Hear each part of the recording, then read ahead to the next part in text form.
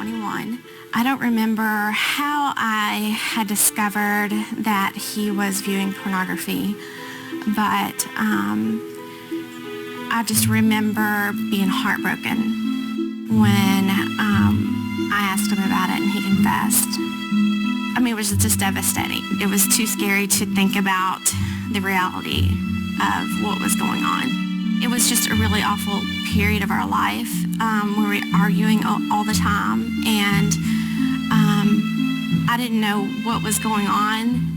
He had confessed it pretty much for about 2 years. He had smoked marijuana almost every day, and I was just blindsided and shocked, and I felt very naive.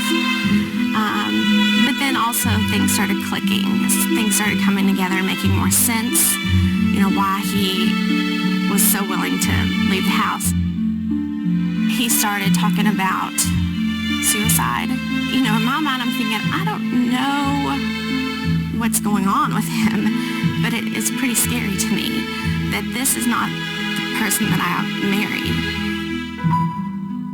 In my mind, divorce was the only step for me, and I knew that, you know, to protect me and the kids, that I needed to get divorced. A friend of mine that I didn't see very often met with me for lunch, and I told her what was going on, that I had moved out, and told her the history of our marriage. And she's a Christian, and she told me it started with the pornography.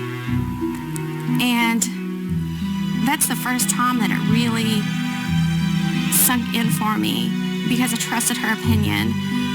That's the first time I realized that this was a bigger issue than I had ever realized. Someone had told him about Pure Life. I was happy for him that he was going to get help, and I knew that he needed help. I knew that was his only chance of survival.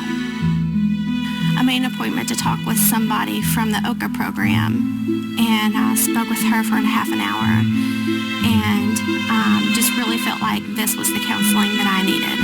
And, you know, I felt like the counselors with the OCA program knew exactly what I was dealing with. And even, I still had in my mind that I was going to divorce him at that point. But I knew that going forward, I felt like the OCA program would give me the guidance that I needed. One of the revelations I feel like I got, my life wasn't all about me. And there was a bigger picture. I believed that God could do anything. And once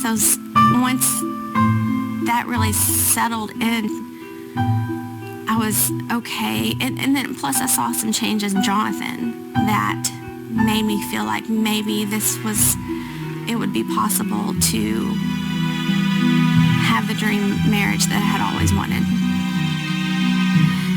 Now it's like I'm married to a different man. Now there's hope. You know, we can have a conflict, and it doesn't end in bitterness and cold shoulder. And you know, there's prayer, and there's understanding and patience, and I never had that before. I really never thought it would be possible for us to have the peace in our marriage that we have now. You know, just trusting in God the whole way was key to getting here. My name is Kristy, and I've been unchained.